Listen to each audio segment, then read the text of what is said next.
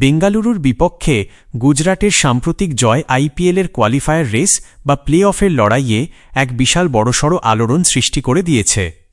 এই একটি ম্যাচের ফলাফল একদিকে যেমন গুজরাট টাইটান্স, পাঞ্জাব কিংস এবং রাজস্থান রয়্যালসের মতো দলগুলোর জন্য অত্যন্ত বড় সুখবর নিয়ে এসেছে, ঠিক তেমনি অন্যদিকে বেঙ্গালুরু, চেন্নাই সুপার কিংস এবং মুম্বাই ইন্ডিয়ান্সের প্লে অফে যাওয়ার পথে সমস্যাগুলো আগের চেয়ে অনেকটাই বাড়িয়ে দিয়েছে। আমরা দেখতে পাচ্ছি যে আইপিএল যত সামনের দিকে এগোচ্ছে, কোয়ালিফায়ার আর প্লে অফের লড়াইটা ক্রিকেট প্রেমীদের কাছে ততই বেশি আকর্ষণীয় এবং ইন্টারেস্টিং হয়ে উঠছে। টুর্নামেন্টের এই পর্যায়ে এসে প্রতিদিনের ম্যাচে কোনো একটি দলের জয় অন্য কোনো দলের জন্য যেমন দুঃসংবাদ বয়ে আনছে, তেমনি আবার অন্য কারো জন্য নতুন করে সুযোগ তৈরি করে দিচ্ছে। এখন বর্তমানে কোন দলকে ঠিক কতগুলো ম্যাচ খেলতে হবে, কতগুলো ম্যাচে জয় লাভ করতে হবে, কোন তিনটি দল ইতিমধ্যে প্লে অফের দৌড় থেকে প্রায় পুরোপুরি বাইরে চলে গেছে, আর কোন তিনটি দলের প্লে অফ খেলা এখন সময়ের অপেক্ষা মাত্র, এই সব কিছু নিয়ে আমাদের একে একে বিস্তারিত জানা প্রয়োজন। সবার আগে যদি আমরা টুর্নামেন্ট থেকে কার্যত বাইরে হয়ে যাওয়া দলগুলোর দিকে একটু ভালো করে নজর দিই, তবে পয়েন্ট টেবিলের একেবারে দশম স্থানে থাকা দলটি অর্থাৎ লখনৌ সুপার জায়ান্টসের নাম সবার সামনে উঠে আসে এবং দেখা যাচ্ছে তারা প্লে অফের দৌড় থেকে প্রায় ছিটকে গেছে। এই দলটিকে নিয়ে এখন আর খুব বেশি আলোচনা করার মতো কিছু বাকি নেই, কারণ চলতি আসরে 8টি ম্যাচ খেলে তারা মাত্র 2টিতে জয় পেয়েছে এবং বাকি 6টি ম্যাচেই তাদের হারের মুখ দেখতে হয়েছে। তাদের সংগ্রহে এখন মাত্র 4 পয়েন্ট এবং নেট রান রেট হচ্ছে -1.106, যা বর্তমান পরিস্থিতিতে অত্যন্ত খারাপ একটি অবস্থায় রয়েছে। যদিও কিছু জায়গায় বলা হচ্ছে যে তারা শেষ 5টি ম্যাচ জিতেছে, কিন্তু সামগ্রিক চিত্রের দিকে তাকালে দেখা যায় যে পরিস্থিতি তাদের পক্ষে খুব একটা ভালো নয়। তাই সঞ্জীব গোয়েঙ্কার মালিকানাধীন এই দলটি প্লে অফের দৌড় থেকে গাণিতিকভাবে ছিটকে গেছে বললেই চলে। এখন অনেকের মনেই এই প্রশ্ন আসতে পারে যে তারা কিভাবে বাইরে হলো। দেখুন, সাধারণত প্লে অফে নিজের জায়গা নিশ্চিত করতে হলে একটি দলকে লিগ পর্যায়ে কমপক্ষে 16 পয়েন্ট অর্জন করতে হয়।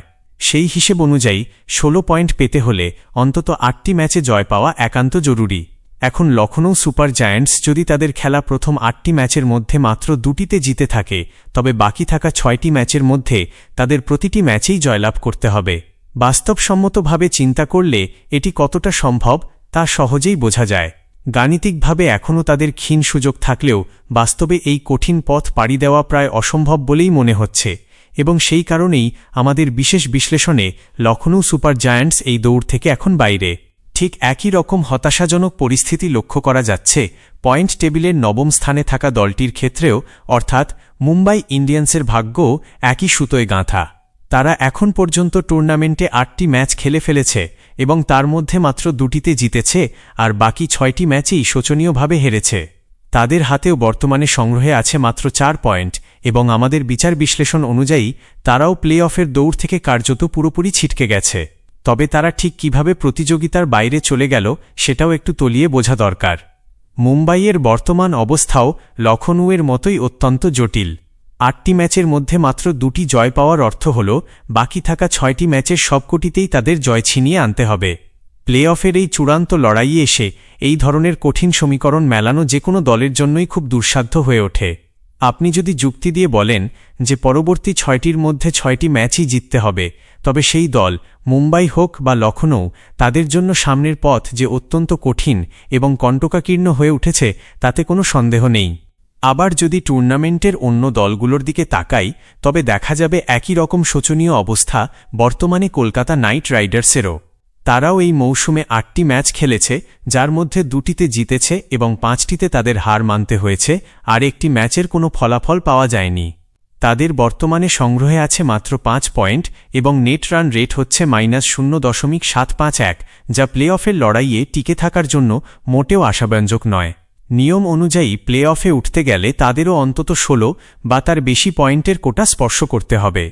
সেই সমীকরণ অনুযায়ী বাকি থাকা 6টি ম্যাচের মধ্যে 6টিতেই তাদের জিততে হবে। তাই কেকেআর হোক, মুম্বাই ইন্ডিয়ান্স হোক বা লখনৌ সুপার জায়ান্টস পয়েন্ট টেবিলের নিচের দিকে থাকা এই 3টি দলই যে প্রায় প্লে অফের দৌড় থেকে আনুষ্ঠানিকভাবে ছিটকে গেছে তা বললে বিন্দুমাত্র ভুল হবে না, এবং ক্রিকেট বিশেষজ্ঞদের মতে এ বিষয়ে নতুন করে কারও দ্বিমত থাকার কথা নয়। অন্যদিকে পয়েন্ট টেবিলের 7ম স্থানে থাকা দল অর্থাৎ দিল্লি ক্যাপিটালসের নামটিও এই তালিকার আলোচনার মধ্যে চলে আসে। তারা এখন পর্যন্ত টুর্নামেন্টে ৮টি ম্যাচ খেলেছে, যার মধ্যে ৩টিতে জিতেছে এবং ৫টিতে হেরেছে, ফলে তাদের ঝুলিতে এখন পর্যন্ত ৬ পয়েন্ট জমা আছে। এখন বড় প্রশ্ন হচ্ছে, ঋষভ পান্তের এই দল কি এখনও প্লে অফের দৌড়ে টিকে আছে? আসলে তথ্য অনুযায়ী জানিয়ে রাখি যে দিল্লি ক্যাপিটালস তাদের শেষ ৩টি ম্যাচেই টানা হারের সম্মুখীন হয়েছে। দলটি বর্তমানে এমনই এক অস্থির অবস্থায় রয়েছে এবং তাদের পরবর্তী অত্যন্ত গুরুত্বপূর্ণ ম্যাচটি আজ ১ মে তারিখে শক্তিশালী রাজস্থান রয়্যালসের বিরুদ্ধে অনুষ্ঠিত হতে যাচ্ছে। দিল্লিকে যদি প্লে অফের টিকিট নিশ্চিত করতে হয় তবে তাদের হাতে এখনও ৬টি ম্যাচ বাকি আছে এবং তার মধ্যে অন্তত ৫টি ম্যাচে অবশ্যই জয় পেতে হবে। তবেই তারা ১৬ পয়েন্ট নিয়ে প্লে অফে জায়গা পাওয়ার দাবিদার হতে পারবে। তবে বর্তমান পারফরম্যান্স বিচারে এই পথ তাদের জন্য মোটেও সহজ হবে না। তার ওপর আজই তাদের সবচেয়ে গুরুত্বপূর্ণ পরীক্ষাটি হতে যাচ্ছে রাজস্থান রয়্যালসের বিরুদ্ধে। আর এই ম্যাচের ফলাফলই মূলত তাদের আগামীর ভবিষ্যৎ এবং প্লে অফে যাওয়ার স্বপ্ন কতটা বাস্তব হবে তা অনেকটাই নির্ধারণ করে দেবে। সেখানে রাস্তা আরও কঠিন হয়ে যাবে। রাজস্থান ঠিক করবে দিল্লি এখনও দৌড়ে আছে কিনা, নাকি তারা বাইরে হয়ে যাওয়া সেই চতুর্থ দলের দৌড়ে চলে যাবে। আজকের দিনটা দিল্লি ক্যাপিটালসের ভবিষ্যৎ অনেকটাই নির্ধারণ করে দেবে। দিল্লি কি এখনও দূরে নাকি আর দূরে নয় সেটা সময়ই বলবে। তবে পয়েন্টস টেবিলের ষষ্ঠ স্থানে রয়েছে চেন্নাই সুপার কিংস। তারা ৮টি ম্যাচ খেলেছে, মাত্র ৩টিতে জয় পেয়েছে, ৫টিতে হেরেছে এবং ৬ পয়েন্ট নিয়ে রয়েছে। উপরন্তু তাদের নেট রান রেটও খুব একটা ভালো নয়। চেন্নাই সুপার কিংস যারা শুরুটা ভীষণ খারাপ করেছিল, প্রথম ৩টি ম্যাচই হেরেছিল। এরপর তারা ভালো কামব্যাক করেছিল, ৪টির মধ্যে ৩টি জিতেছিল। কিন্তু এখন সেই কামব্যাক আবার ডাউনফলের দিকে যাচ্ছে, কারণ শেষ ৩টির মধ্যে তারা মাত্র ১টি জিতেছে এবং ২টিতে হেরেছে। প্লে অফে জায়গা পেতে হলে চেন্নাই সুপার কিংসকে একই ধরনের পরিস্থিতির মুখোমুখি হতে হবে যেমনটা কেকেআরের ক্ষেত্রে দেখা যাচ্ছে। অর্থাৎ বাকি রয়েছে ৬টি ম্যাচ এবং তার মধ্যে অন্তত ৫টি জিততে হবে, তাহলেই চেন্নাই সুপার কিংস প্লে অফে জায়গা পাবে। কিন্তু ৬টির মধ্যে ৫টি জয় পাওয়া, সেটা দিল্লি ক্যাপিটালস হোক, চেন্নাই সুপার কিংস হোক বা যে কোনো শক্তিশালী দলই হোক, মোটেও সহজ কাজ নয়। তবে চেন্নাই তাদের কামব্যাকের জন্য পরিচিত, তাই তারা এই পরিস্থিতিকে কিভাবে সামাল দেয় সেটাই দেখার বিষয়। পয়েন্টস টেবিলের পঞ্চম স্থানে রয়েছে গুজরাট টাইটান্স। তারা ৯টি ম্যাচ খেলেছে, ৫টিতে জিতেছে, ৪টিতে হেরেছে এবং ১০ পয়েন্ট নিয়ে এখন খুবই শক্তিশালী অবস্থানে রয়েছে।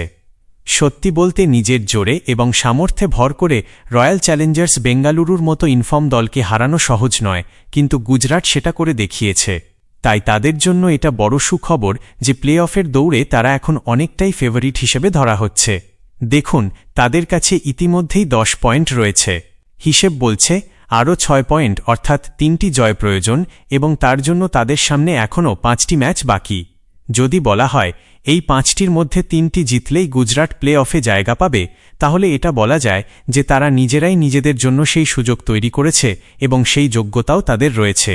তাই এখান থেকে গুজরাট টাইটান্স প্লে অফের দৌড়ে বেশ শক্তিশালী অবস্থানে আছে, এতে কোনো সন্দেহ থাকার কথা নয়। পয়েন্টস টেবিলের চতুর্থ স্থানে রয়েছে রাজস্থান রয়্যালস। তারা ৯টি ম্যাচ খেলেছে, ৬টিতে জিতেছে, ৩টিতে হেরেছে এবং ১২ পয়েন্ট নিয়ে রয়েছে। তারা টপ 4-এ আছে এবং শেষ ৩টি ম্যাচের মধ্যে মাত্র ১টিতে হেরেছে। ভালো কামব্যাক করেছে তারা, বিশেষ করে পাঞ্জাব কিংসকে তাদের নিজেদের মাঠে হারানো এই মরশুমে বড় সাফল্য।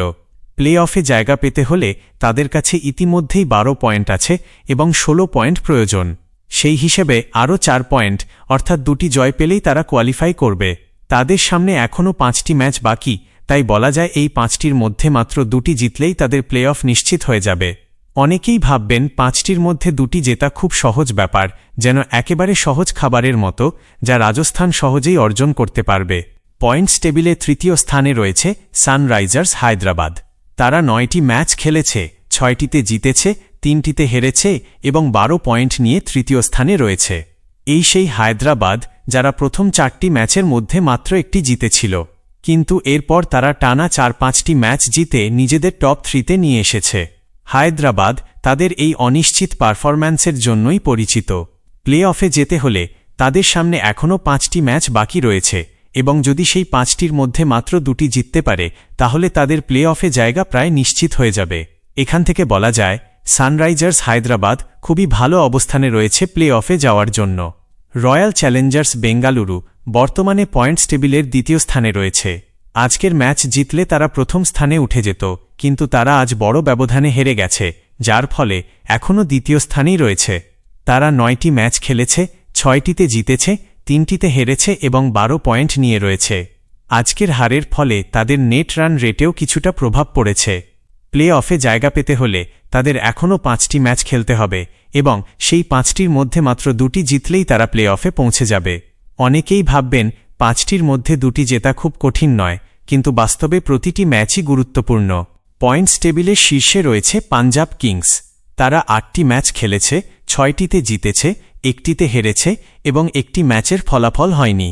মোট 17 পয়েন্টে পৌঁছাতে হলে তাদের আরও 4 পয়েন্ট অর্থাৎ 2টি জয় প্রয়োজন এবং তাদের সামনে এখনও 5 বা 6টি ম্যাচ বাকি রয়েছে। যদি তারা এই ম্যাচগুলোর মধ্যে মাত্র 2টি জিততে পারে, তাহলে প্লে অফে তাদের জায়গা নিশ্চিত হয়ে যাবে। হিসেব অনুযায়ী বিষয়টি সহজ মনে হলেও বাস্তবে প্রতিটি ম্যাচই কঠিন। সব মিলিয়ে বলা যায় পাঞ্জাব কিংস প্রায় নিশ্চিতভাবে এগিয়ে রয়েছে, আর Royal Challengers Bengaluru, Sunrisers Hyderabad এবং রাজস্থান রয়্যালস প্লে অফের দৌড়ে সবচেয়ে এগিয়ে থাকা দল হিসেবে দেখা যাচ্ছে। অন্যদিকে নিচের দিকে থাকা Lucknow super giants, Mumbai Indians এবং কলকাতা নাইট রাইডার্স প্রায় এই দৌড় থেকে ছিটকে গেছে। এটাই বর্তমান পয়েন্টস টেবিলের পরিস্থিতি।